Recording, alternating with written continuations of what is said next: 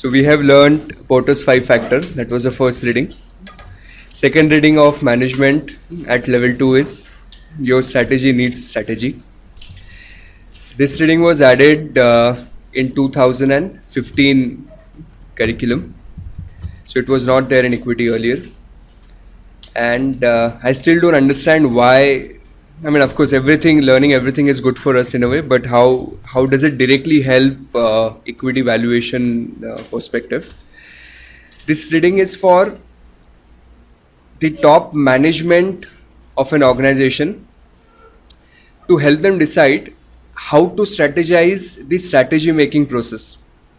Which means if you're CEO of an organization and you want to decide what should be the strategy of your business organization for next 1 year, then on what parameters you decide what strategy is to be used. So that therefore the name your strategy needs a strategy. Now, to come directly to the point, what they have discussed this reading based on 2 parameters. One is what is the predictability of the industry, and second they have used the word what is the malleability. I hope I'm spelling this right. What is the malleability of an industry? Malleability is in how can you shape it based on your requirement. And then they have made a matrix. So there is a 4x4 scenario. Maybe I'll do it this way. So predictability and malleability. So we can have a scenario where it is predictable and it is malleable. So if it is predictable and it is malleable, then you are in a industry where your strategy making process should be classified as a visionary strategy. Right? And if your strategy making process is visionary, classified as visionary, then they have given you certain pointers as to how to think about strategy, how frequently you should be changing your strategy.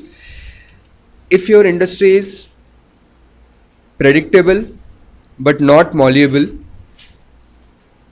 then the strategy making here should be classical.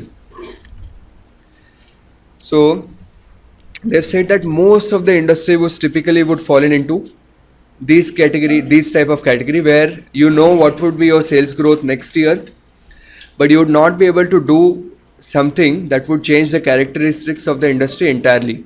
So that is predictable industry but not malleable industry. If your industry is not predictable but it is malleable, then the strategy that they have recommended is shaping. So you cannot figure out what might happen to your sales next year, but you might be able to change the entire direction of the industry. So that is shaping. And if your industry is neither predictable nor malleable, then they have recommended this strategy to be adaptive.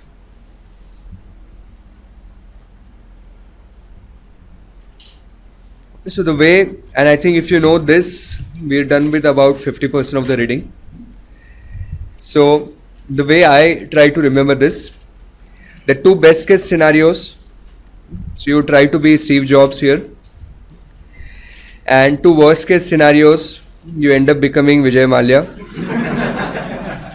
And then you are stuck somewhere here in the center. So if this is, if you're in an industry which is kind of, most of the industries are, that's what I think, that most of the industries are typically predictable but not easily malleable. As in one player cannot change the whole of the industry. Then you use the classical management literature. Right? And classical management literature is almost everything that's available in the management, right from Porter's 5 factors to the pyramid hierarchy, what is it called? At the bottom of the pyramid, and all CK Prahladia. No. Maslow's hierarchy is something. There was this book called At the Bottom of the Pyramid by CK Prahlad, where he said focus on the lower income population.